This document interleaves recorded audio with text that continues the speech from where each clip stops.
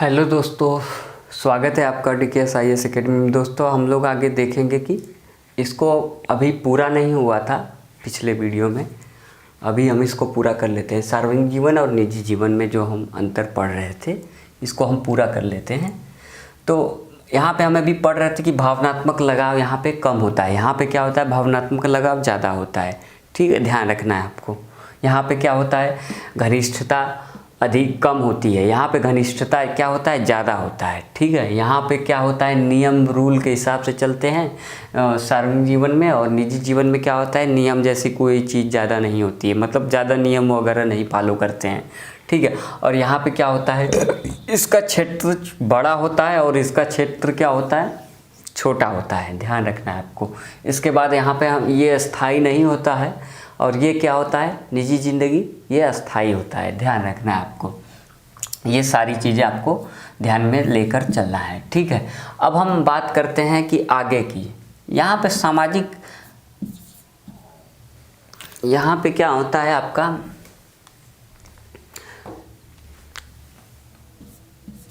सामाजिक प्रतिबद्धता जैसी चीज़ होती है। सामाजिक प्रतिबद्धता, यहाँ पे सामाजिक प्रतिबद्धता होती है। ठीक है, यहाँ पे क्या होता है, व्यक्तिगत प्रतिबद्धता होती है।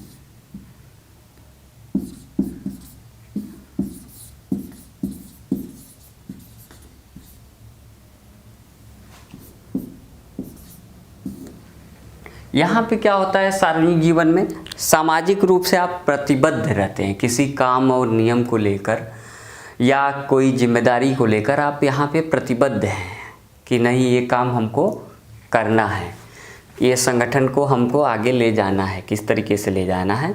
अब वो नियम के हिसाब से आप देखेंगे, जो जो आपके यहाँ पे संगठन में जो नियम होंगे, जो कंपनी में जो नियम होंगे, जो शासन में जो नियम होंगे, प्रशासन में जो नियम होंगे, उस हिसाब से आप यहाँ पे टैकल करेंगे। ठीक है, यहाँ पे प्रतिबद्ध हैं सामाजिक समस्याओं से, सामाजिक जो है जो भी मुद्दे हैं उससे।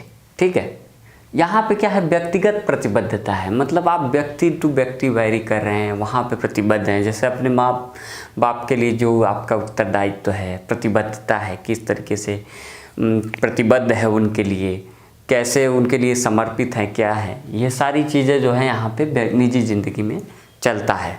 ठीक है, ध्यान रखना है आपको। यहाँ पे क्या है, सार्वजनिक जीवन में सामाजिक प्रतिबद्धता नाम की जैसी चीज़ होती है, बल्कि निजी ज़िंदगी में वही चीज़ अगर हम आते हैं प्रतिबद्धता को लेकर, तो यहाँ पे क्या होता है, व्यक्तिगत ज़िंदगी में प्रतिबद्धता होती है। व्यक्तिगत प्रतिबद्धता जैसी चीज़ें हमको दिखाई पड़ती हैं, मालूम होती हैं। तो उसके बाद हम लोग आते हैं, यहाँ पे क्या है, वस्तुनिष्ठता है, वस्तुनिष्ठता जैसी चीज़ है यहाँ पे। ठीक है, यहाँ पे क्या है, आत्मनिष्ठता। ठीक, देखिए वस्तुनिष्ठता मतलब ऑब्जेक्टिविटी।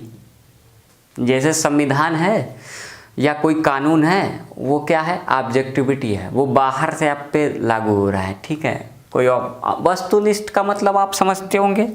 जैसे आप IAS का पेपर देंगे, IAS का पेपर देते हैं या PCS का पेपर या कोई एग्ज़ाम देते हैं जो ऑब्जेक्टिव टाइप का होता है, इसका मतलब ऑब्जेक्टिव इंग्लिश में होता है। तो उसमें मान लीजिए एक प्रश्न दिया, ठीक, अब आंसर में आपका 4 ऑप्शन दे दिया है, 1, 2, 3 और 4। अब पूछ दिया कि भाई इसका आंसर निम्नलिखित में से कौन सा आंसर है, तो आप इसमें बता देते हैं।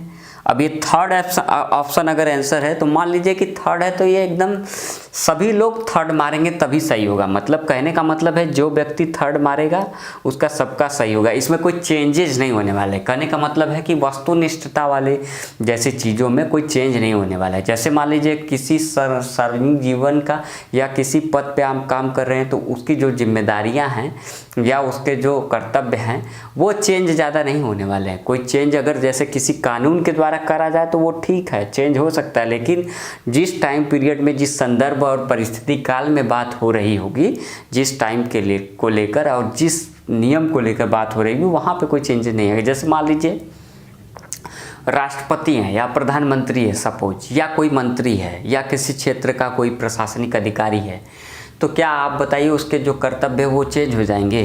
चेंज नहीं होंगे। जब तक उसमें कोई संशोधन नहीं किया जाए तब तक तो चेंज नहीं होंगे। ठीक, वहाँ पे कोई चेंजेज नहीं आएंगे। उसका जो काम है वो वही काम करेगा, संविधान के अकॉर्डिंग काम करेगा, हमेशा संविधान की प्रस्तावना के अकॉर्डिंग काम करेगा, संविधान के जो नियम है, रूल्स हैं, कानून हैं, जो सुप्रीम कोर्ट का नियम जो वर्डिक्ट है उसके अनुसार रिपोर्ट है, या वर्ल्ड में जो रिपोर्ट उसके अनुसार ही वो क्या करेंगे, काम करेंगे अपना, उसके अनुसार ही उस संगठन को चलाएंगे। जैसे मान लीजिए कि नीति आयोग है, नीति आयोग का जो संगठन है एक संगठन ही है, नीति आयोग एक थिंक टैंक है, एक संगठन है, कह लीजिए जो भी। तो वहाँ पे क्या है, अब वहाँ पे नीति आयोग में क्या है भाई, जो नियम और रूल्स फॉलो हैं किए गए हैं, जो वहाँ पे दिए गए हैं, तो उसमें जो भी सदस्य हैं उस रूल्स और नियम के रेगुलेशन के हिसाब से ही जाते होंगे, सर्वे करते होंगे, और उसके बाद जब आते हैं सर्वे करने के बाद जो डाटा निकल के आता है वो आपके सामने प्रस्तुत कर देते हैं, या हमारे हिंदुस्तान में उसको सरकार के समक्ष रख देते हैं। ठीक है, तो वो ये कहने का मतलब है कि यहाँ पे क्या है, वस्तुनिष्ठता जैसी चीज़ काम करती है। मतलब बस ये है संविधान, मान लीजिए ये नियम है, इस नियम के अकॉर्डिंग बस आपको काम करना है। यहाँ पे कोई ज़्यादा चेंज वेंज नहीं करेंगे आप, बस ठीक है, सभी को करना पड़ेगा वो फॉलो, ठीक है, उसमें ज़्यादा वेरिएशन नहीं होगा। लेकिन जब जैसे आईएएस का प्रीलिम्स एग्ज़ाम जो देते हैं वो वस्तुनिष्ठ एग्ज़ाम होता है, ठीक है, उसमें मान लीजिए कि 50 क्वेश्चन पे मेरिट बन रही है, ठीक, 50 क्वेश्चन पे अगर मेरिट बन रही है मान लीजिए, ठीक, तो मान लीजिए कि ये पहले नंबर क्वेश्चन नंबर 1 का अगर बी सही है तो ये सबका बी सही होना चाहिए, जिस भी स्टूडेंट का ये क्वेश्चन सही होगा उसका बी अगर सही होगा तो उसका मतलब ये सही है क्वेश्चन। तो इसी हिसाब से यहाँ पे ऑब्जेक्टिविटी जैसी चीज़ है, ठीक है, ध्यान रखना है आपको। लेकिन आत्मनिष्ठ मतलब सब्जेक्टिविटी, जब आप मेंस का एग्ज़ाम देते हैं, आईएएस के मेंस का पेपर देते हैं, या पीसीएस यूपी पीसीएस के मेंस का पेपर जब आप देते हैं, या अदर राज्यों के जो मेंस का पेपर आप जब देते हैं, तो वहाँ पे क्या होता है, आत्मनिष्ठता जैसी चीज़ होती है। जैसे यहाँ पे क्या करते हैं आप लोग, जैसे कुछ लिखते हैं, मतलब पेपर मिलता है आपको और लिखने के लिए मिलता है।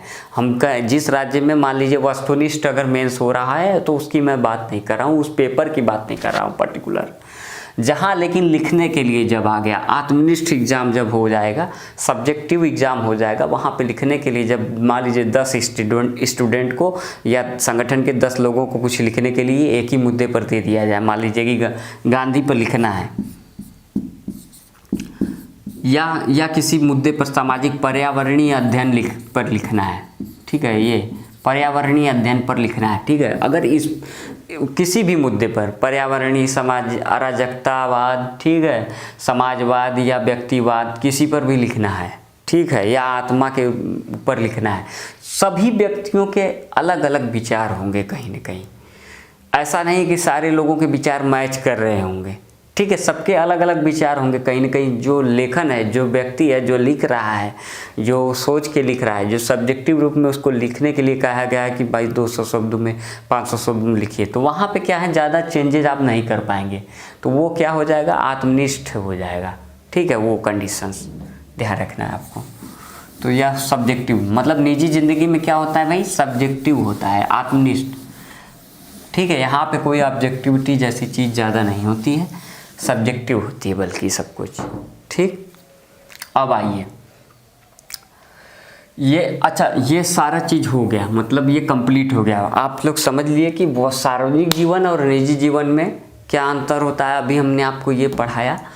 आप अब देखिए कि अब ये जब आप आईएएस बनते हैं, मान लीजिए कि सार्वजनिक जीवन और निजी ज़िंदगी में एक और बात है कि कहा जाता है कि जो व्यक्ति मान लीजिए कि किसी पद पे काम कर रहा है, या वही व्यक्ति अगर अपने घर पे आता है, मान लीजिए कि अगर किसी बहुत सारे विद्वानों का मानना है कि अगर निजी ज़िंदगी में किसी का अच्छा नेचर नहीं है, मान लीजिए, ठीक है, मान लीजिए कि निजी ज़िंदगी सही नहीं है, ठीक, तो इसका मतलब ये है कि यहाँ पे भी हो सकता है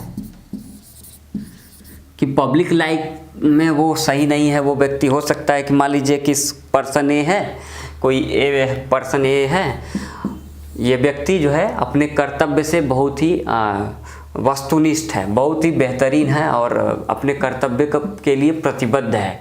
सार्वजनिक जीवन में जब ये व्यक्ति आता है तो बहुत ही अच्छा रोल अदा करता है। सार्वजनिक जीवन में जो उसके जो उसको दिया गया कार्य संस्कृति को मेंटेन करने के लिए वो संतुलन बनाता है। जैसे यहाँ पे जो उत्तरदायित्व है, जो जवाबदेहिता है, जो पारदर्शिता है, जो काम को लेकर जो साहस है, जो काम को लेकर जो नियम है, उस नियम को वो रेगुलरली यहाँ पे फॉलो करता है। कौन? पर्सन ए, जब वो सार्वजनिक जीवन में आता है। लेकिन वही व्यक्ति जो है जब निजी ज़िंदगी में जाता है तो उसके घर पे वो देखता है कि वहाँ पे बहुत सारी तनाव है। मतलब न हो सकता है पत्नी को पीट रहा हो, ठीक, पत्नी को प्रताड़ना दे रहा हो, बच्चों को प्रताड़ना दे रहा हो, ठीक है, और उसके किसी संबंधियों को प्रताड़ना दे रहा हो, या कोई गलत एक्टिविटी में ये लिप्त हो, ठीक है। तो यहाँ पे क्या है कि अब ये माना जाता है कि ऐसे जो एक समूह है जो ये मानता है, एक व्यक्तियों का समूह है, एक विद्वानों का समूह है जो ये मानता है कि अगर कोई व्यक्ति निजी ज़िंदगी में सही नहीं है तब भी वो सार्वजनिक जीवन में सही कर सकता है, ठीक है, कोई दिक्कत नहीं है यहाँ पे। जैसे हिंदुस्तान में देख लीजिए आप, हिंदुस्तान में आप निजी ज़िंदगी में क्या किए, कोई ज़्यादा मैटर नहीं वैरी करता है, ठीक है। आपकी निजी ज़िंदगी क्या है, जैसे फॉर एग्जांपल पंडित जवाहरलाल नेहरू की निजी ज़िंदगी क्या थी, ठीक, हमारे भारत के फर्स्ट प्राइम मिनिस्टर की निजी ज़िंदगी क्या थी, इससे ज़्यादा कोई मतलब किसी को नहीं है और नहीं होता है। जैसे आप देखिए जो नेता हैं, कुछ नेताओं के हम नाम नहीं ले रहे हैं, जैसे कुछ नेता हैं उनका आप जो निजी ज़िंदगी देखेंगे तो बहुत बेहतरीन नहीं है। अगर आप उनके निजी ज़िंदगी पर स्टडी करें तो उनका निजी ज़िंदगी काफ़ी ही बुरा है, मतलब ठीक ठाक नहीं है,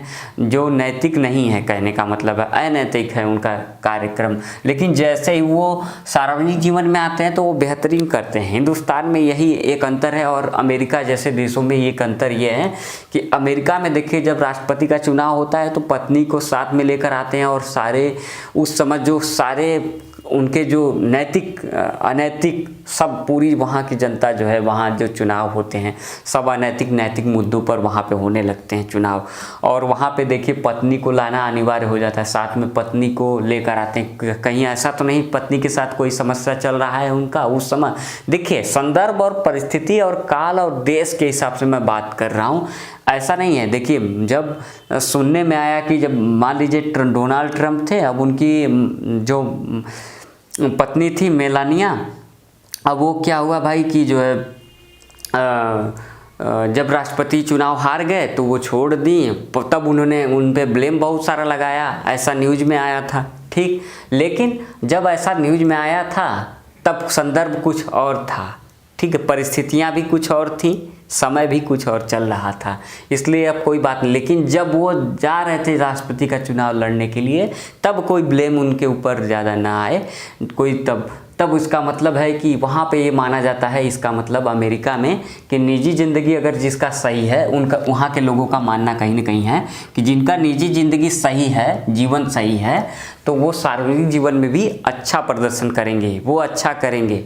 और वहाँ का जो सिस्टम है, वहाँ का जो प्रशासन है या वहाँ का शासन है, इस नियम को फॉलो करके चलता है। लेकिन हिंदुस्तान में यही विपरीत, जैसे फॉर एग्जांपल मैंने पंडित जवाहरलाल नेहरू की बात बताई, उनकी निजी ज़िंदगी क्या थी, या बहुत सारे नेताओं की निजी ज़िंदगी, दिग्विजय सिंह और कई सारे नेताओं की निजी ज़िंदगी क्या है, इससे लोगों को कोई मतलब ज़्यादा नहीं है, ठीक है। मतलब कहाँ है लोगों को, हमारे हिंदुस्तान का जो प्रशासनिक स्ट्रक्चर काम करता है या शासन का स्ट्रक्चर काम करता है, वो सार्वजनिक जीवन को लेकर मुख्य रूप से काम करता है कि सार्वजनिक जीवन भाई आप किस तरीके की का प्रदर्शन कर रहे हैं, क्या आप जवाबदेह हैं कि नहीं, क्या आप उत्तरदायित्व की भूमिका अदा कर रहे हैं कि नहीं, कि आप जो है सामाजिक दायित्व को समझ रहे हैं कि नहीं, आप नैतिक हैं कि नहीं, आप यहाँ पे दया करुणा जैसी चीज़ है कि नहीं, आप नियम को फॉलो कर रहे हैं कि नहीं। यहाँ पे क्या होता है, सामाजिक जीवन में ये चीज़ें यहाँ पे चलती हैं। तो फाइनली अगर हम बात करें तो अच्छा कौन है, अच्छा दोनों में से अच्छा कौन है अगर देखा जाए तो एक प्रशासनिक स्तर पे एक नैतिक व्यक्ति के रूप में, एक इथिकल वेब में अगर आप सोचें, एक इमोशनल इंटेलिजेंस के रूप में अगर आप सोचें, या अभिवृत्ति के रूप में अगर आप सोचते हैं, या जो अभिक्षमता के रूप में सोचते हैं, या जिस भी मतलब हमारे एथिक्स के जितने भी डायमेंशन दिए इनके बारे में जो आप सोचते हैं, तो वो फिर क्या है, फिर इसको किस तरीके से आप सही मान सकते हैं? कौन सा सही ज़्यादा होगा, अच्छा ज़्यादा कौन सा होगा? अच्छा दोनों है, सार्वजनिक जीवन में भी जो अच्छा कर रहा है कोई बात नहीं है, बढ़िया है, लेकिन अच्छा दोनों में से अगर एक को चुनना पड़े तो बहुत सारे विद्वानों का एक मत राय है कि हमें प्रशासनिक क्षेत्र में जब भी जाना चाहिए, या हम किसी पद पे काम कर रहे हो, या किसी कंपनी में काम कर रहे हो, या हम किसी नेता की भूमिका में नेतृत्व कर रहे हो, या कोई भी हम ऐसा कर्तव्य भूमिका वहन कर रहे हो, तो वहाँ पे हमें जो है सामाजिक जीवन में क्या करना है भाई? हमें पहले निजी जिंदगी और सामाजिक जिंदगी के बीच में, निजी जीवन और सार्वजनिक जीवन के मध्य, ठीक है, निजी जीवन और सार्वजनिक जीवन के मध्य क्या होना है? संतुलन होना चाहिए। संतुलन होना चाहिए मतलब इसका मतलब क्या है? मध्यम मार्ग अपनाना होगा। मध्यम मार्ग मतलब बौद्ध दर्शन या अरस्तु। आपको ऐसा अच्छा करना है, अगर लोक प्रशासन में जाके अगर आपको नेतृत्व को बेहतर करना है, या आपको निर्णय बेहतरीन लेने हैं, या आपको कहने का मतलब है कि कोई बेहतरीन काम करके जाना है, या गुड गवर्नेंस स्थापित करना है, तो आपको क्या करना होगा? अपने निजी ज़िंदगी में जितना ही मूल्य आप लेकर आएंगे, यहाँ पे जितना ही मूल्यवान आप मूल्य लेकर आएंगे, जितना ही मूल्य इसको लेकर आएंगे, वहाँ सार्वजनिक जीवन में इसकी झलक देखने को मिलेगी। बहुत सारे इस लोगों को आप देख सकते हैं, जैसे फॉर एग्जांपल, इसका बहुत तगड़ा एग्जांपल मैं आपको बता सकता हूँ कि आप जो है अब्दुल कलाम की ज़िंदगी को आप देख लीजिए, पूरी उनकी जीवनी को अगर आप देखते हैं शुरू से लेकर अंत तक, जब उनकी पढ़िएगा कोई उनकी जो बुक है अग्नि की उड़ान और राष्ट्रपति भवन, ये रामेश्वरम से राष्ट्रपति भवन, तो आपको अंदाज़ा लग जाएगा, या उन समय के जो अनुभवी है, जो लोग उनको जानते हैं, जिन्होंने उनके बारे में बहुत रिसर्च किया, आप उनसे पूछेंगे तो आप उनके निजी जीवन को देख लीजिए, अब्दुल कलाम के निजी जीवन को देख लीजिए, और सार्वजनिक जीवन जब वो आए सार्वजनिक रूप में अपने वैज्ञानिक साइंटिस्ट के रूप में या राष्ट्रपति के रूप में जब वो काम कर रहे थे, तो उनके बीच में जो संबंध था आप देख लीजिए। वो संबंध, वैसा संबंध होना चाहिए एक लोक सेवक के अंदर भी, वैसी ही दृढ़ता, वैसी प्रतिबद्धता, वैसा उत्तरदायित्व, वैसा गुड गवर्नेंस स्थापित करने की कोशिश करनी चाहिए। हमें अब्दुल कलाम जी से सीखना चाहिए, कम से कम हमें एक लोक प्रशासन को हमेशा ये सीखते रहना चाहिए वहाँ से, कि निजी ज़िंदगी को किस तरीके से हम लेकर चल रहे हैं और सार्वजनिक जीवन में हम किस तरीके से सामंजस्य बिठा रहे हैं। तो ये ध्यान में रखें आप। और तो हर एक लोक सेवक को क्या करना चाहिए फाइनली, कि निजी जीवन में अच्छा व्यवहार करना चाहिए, नैतिक मूल्यों को ध्यान में रख के काम करना चाहिए, हमेशा इमोशनल भावनात्मक समझ के रूप में काम करना चाहिए। वही चीज़ यहाँ पे झलक दिखने लगता है लाइफ में, ठीक है। क्योंकि अगर आप मान लीजिए कि निजी ज़िंदगी में सही नहीं कर रहे हैं, तो ज़रूरी नहीं है कि वो व्यक्ति सार्वजनिक जीवन में अच्छा ही करे, ठीक है, ये कोई ज़रूरी नहीं, कभी न कभी वो गलती कर ही देगा। तो ये ध्यान रखना है, एक लोक सेवक को हमेशा दोनों में संतुलन करके चलना पड़ता है। दोनों में संतुलन अगर वो करेगा तभी वो नैतिक जिम्मेदारी जो उसके उत्तरदायित्व है उसको निभा पाएगा, ध्यान रखना है आपको। तो हम आज का हमारा ये टॉपिक ख़त्म हुआ, निजी, सार्वजनिक और निजी लोक संबंध। ध्यान रखना है आपको, यहाँ से क्वेश्चन आ सकते हैं क्योंकि ये इम्पॉर्टेंट है, ये प्रशासन से रिलेटेड नीति शास्त्र है ये वाला। ये टॉपिक आगे भी हम लोग पढ़ेंगे अभी, लेकिन क्या है कि एक हम मोटा मोटा ओवरव्यू दे दिए यहाँ पे पूरी अच्छे तरीके से। तो आप इसको पढ़ के आगे इस पर कोई आंसर आए तो अच्छे से इसको प्रस्तुत कर दीजिए वहाँ पे, ठीक है। थैंक यू, धन्यवाद।